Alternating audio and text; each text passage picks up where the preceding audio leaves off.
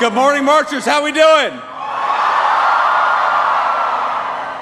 It's great to be with you again. It was my very first speech as Vice President of the United States, was the March for Life last year, and I'm proud to be back with much better weather this time around.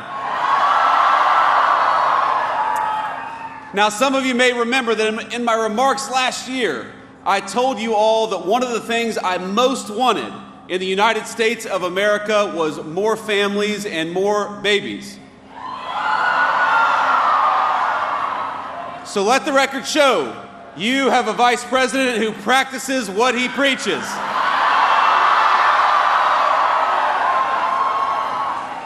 Usha and I announced this week that we're expecting our fourth.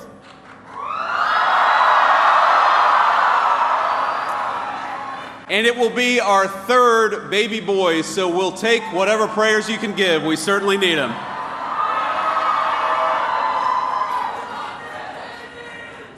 And when I was here last year, I had one other piece of advice for this group, and that was very simple: to be joyful in your advocacy.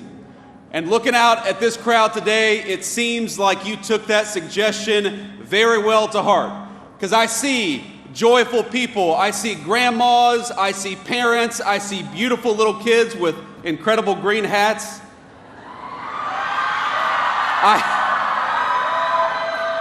Now, did you all dress like that so that if you lost yourselves, you could find everybody? Okay, that's a good plan. I'm going to take that advice back home. The theme of this year's March for Life, as most of you all know, is that life is a gift. And I know for me personally, this year there is so much to be thankful for. I'm grateful to my own family, for my beautiful wife Usha, and that God has given us the miracle of new life again.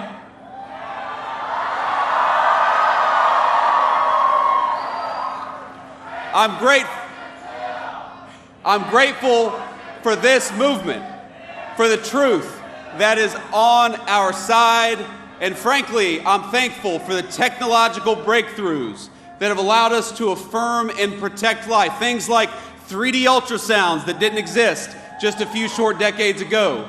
Things like the new medical technologies that have saved the lives of countless premature babies. But let me today say that I am especially grateful for all of you, even the ones with Michigan hats, and there are a couple of you out there.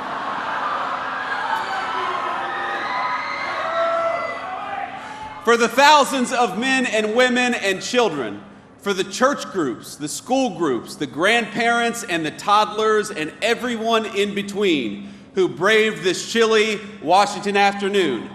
All of us in the Trump administration, from the president on down, we thank you for your prayers, we thank you for your perseverance, and we thank you that for today, we are all marching for life.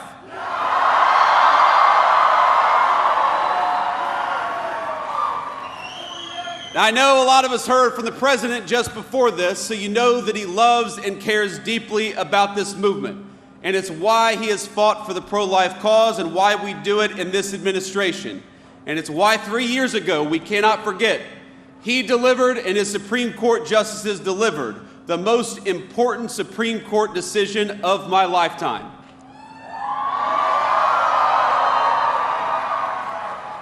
Because with the Dobbs decision, what we did, what the president did, what the Supreme Court did, was put a definitive end to the tyranny of judicial rule on the question of human life. He shattered a 50-year culture of disposability, one that treated human life as expendable the moment that it became inconvenient. And he empowered our nation and our movement to build a culture of life from the grassroots up. And over the last year, I gotta brag a little bit, our administration has worked very hard to lead that effort and to pick up the pieces, to clean up the wreckages of 5 decades of bad policy on the question of life.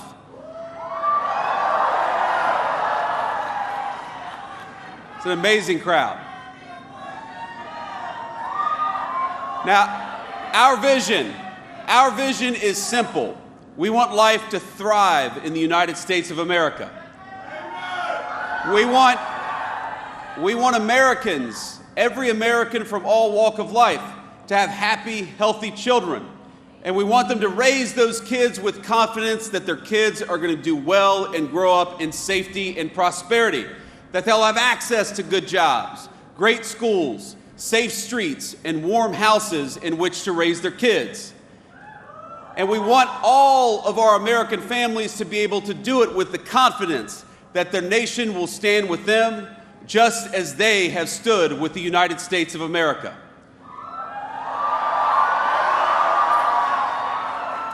Now, you all know this very well, that building a culture of life requires persuasion. And that's what's so different about this moment compared to the moment that was dominated by the Supreme Court for 50 years. We're not trying to argue to the Supreme Court anymore. We are trying to argue to our fellow citizens that we must build up that culture of life. And as you know, that effort is going to take a lot of time, it's going to take a lot of energy, and it's going to take a little bit of money. And that's why we're here, because you know that. We're marching for life because we want our wonderful fellow Americans, even if they don't disagree with us, to know that life is worthy, it is worthy of protection, and that is why we march today.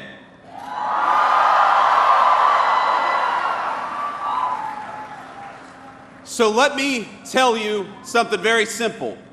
That under this administration, again, from the President of the United States, the Vice President, you have an ally in the White House. Now, some of our work over the last year has been very straightforward and very easy. We started by undoing the evils we saw under the previous administration. Like, for example, throwing priests and grandmothers in prison for praying outside a clinic. That's over. We stopped it.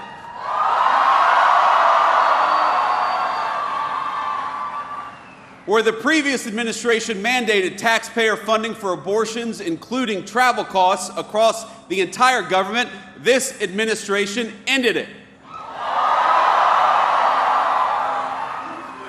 And over the past year, we built steadily upon the victories of the president's first term. We have secured religious freedom in the United States of America once again. That was important. We have ended the censorship of Christians, Jews, and other Americans of faith who were punished simply for following their faith in public life.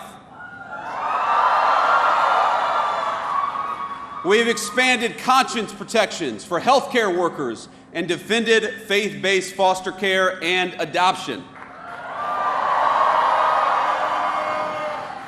We gutted Biden-era rules and ensured that no nun, no nurse, no pharmacist, and no physician has to check their faith and their values at the door of their workplace. And under the last administration, under President Biden and congressional Democrats, the power of government, we know, was marshaled against us, against our faith, against our families, and most importantly, against the most vulnerable. That stopped with the Trump administration, and it is not coming back.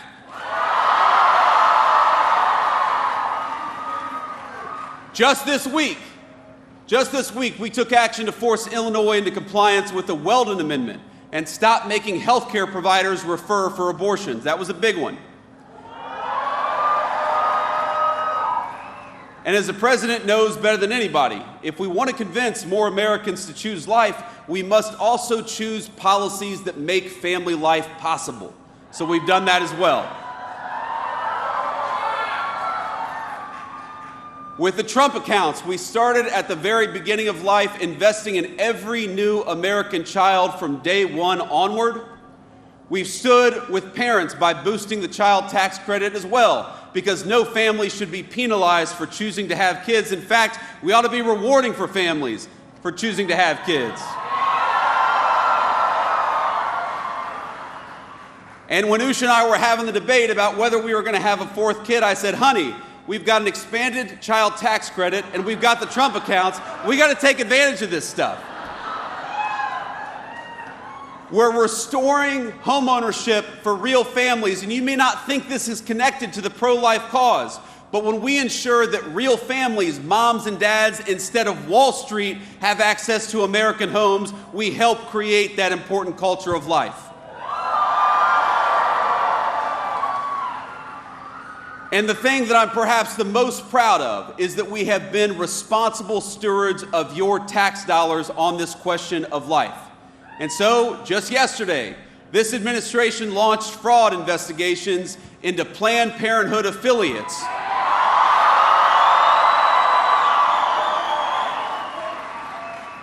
For millions of dollars in PPP loans that were unlawfully received and unlawfully forgiven by the Biden administration. You should not be able to commit fraud and use taxpayer money for abortion. It's that simple.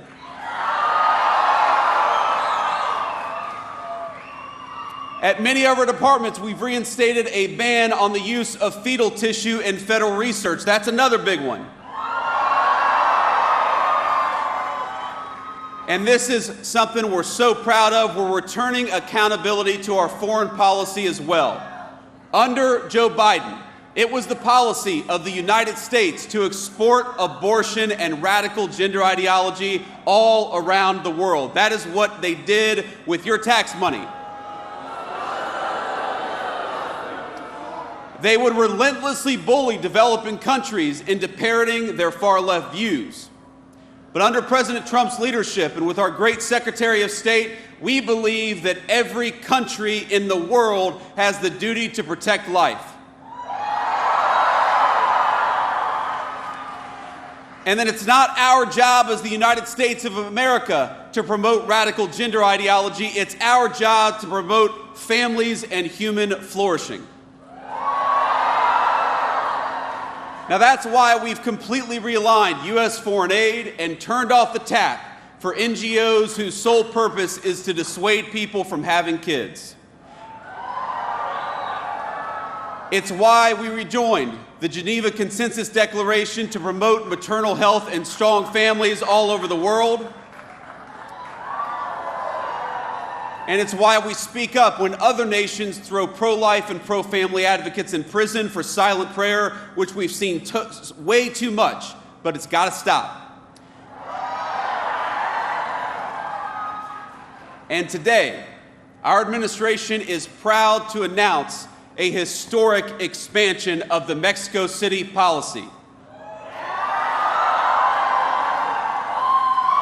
We're going to start blocking every international GO that performs or promotes abortion abroad from receiving a dollar of U.S. money.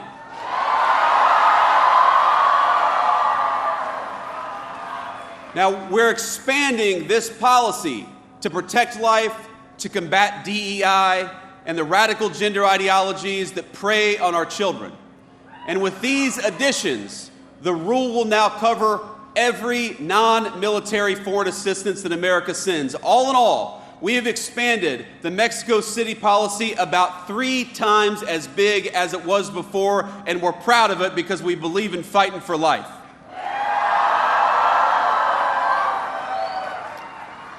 And a lot of you may know that under the Biden administration, they use Medicaid and other programs to launder your tax dollars into abortion money all over the United States of America.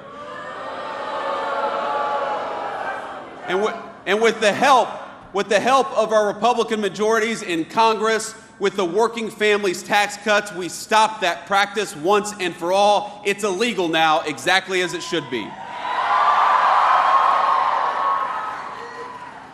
Let me just say, my friends, that we have to be clear.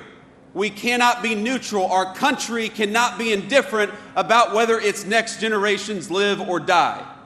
Because, think about it, what ultimately gives meaning and life to the United States of America, this is not a new question. Every civilization has been forced to answer it. You march today, we march today, because you have an answer to this question about what kind of civilization we are and about what kind of civilization we're going to become in the future. I read an article some time ago. It was about classic archaeology, of all things. And one particular piece of information has haunted me. that one of the telltale signs of an ancient brothel in the pagan world was that you'd always find a large number of baby skeletons nearby. A lot of baby skeletons, and those bones predominantly belonged to boys, because unlike little girls, those boys would be of no use to the future adults who were running those brothels. Now, this is shocking to us because we grew up in a Christian culture and were formed by religious values. Even those of us who aren't particularly faithful, it's a shocking thing to hear. But we have to remember that in the ancient pagan world, discarding children was routine. From the skeletons in brothels to the child sacrifice of the Mayans, the mark of barbarism is that we treat babies like inconveniences to be discarded rather than the blessings to cherish that they are. But the inheritance of our civilization is something else. The fact that, as Scripture tells us, each life is fearfully and wonderfully made by our Creator.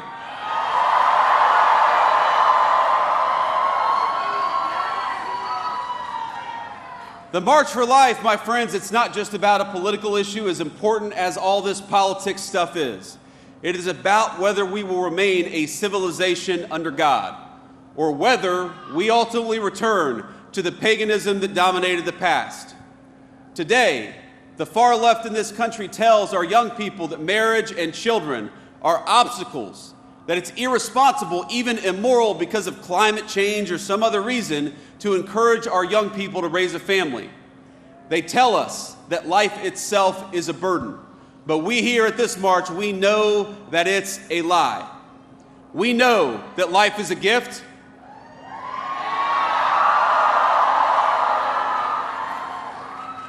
We know that babies are precious because we know them and we love them and we see the way that they can transform our families. We know that family is not just the source of a great joy, but it's part of God's design for men and women, a design that extends outward from the family to our neighborhoods, to our communities, and to the United States of America itself.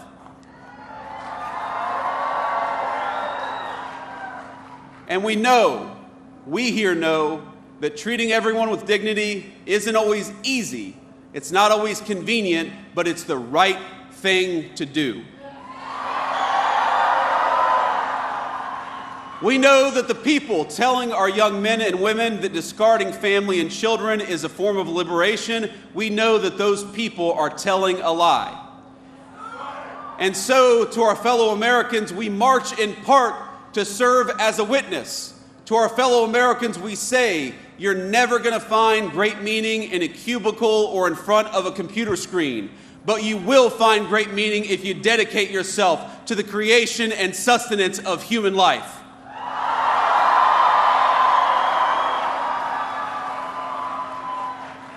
Now, I must address an elephant in the room, and I've heard the guy over here talking about it. A fear that some of you have that not enough progress has been made, that not enough has happened in the political arena, that we're not going fast enough, that our politics have failed to answer the clarion call to life that this march represents and that all of us, I believe, hold in our hearts. And I want you to know that I hear you and that I understand. There will inevitably be debates within this movement. We love each other.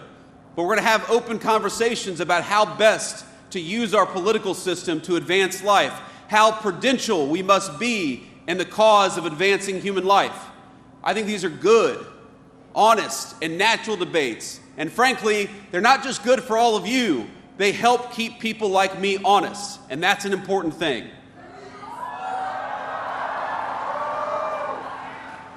But I think all of us also have to remember that we are commanded to let not our hearts be troubled. Because I look at this crowd and I see young people for whom Dobbs is the only world they've ever known. And I see people with just a little bit more gray in their hair who for 50 years toiled to live in a country where questions of life would be answered by we the people rather than tyrants and rogues. All of us have heard their stories. They've heard of the movement betrayed, of taking one step forward, and then 2 steps back, and then 3 steps forward after that. They know stories of heartbreak and of triumph. Some of them I've known very personally from ballot issues that I fought very hard for, some of which have gone the right way and some of which have gone the wrong way. And I remember friends of mine who spent their entire lives fighting for the unborn without ever seeing the victories that have accumulated in recent years. My friends, I'd ask you to look where the fight for life stood just 1 decade ago. And now, look where it stands today.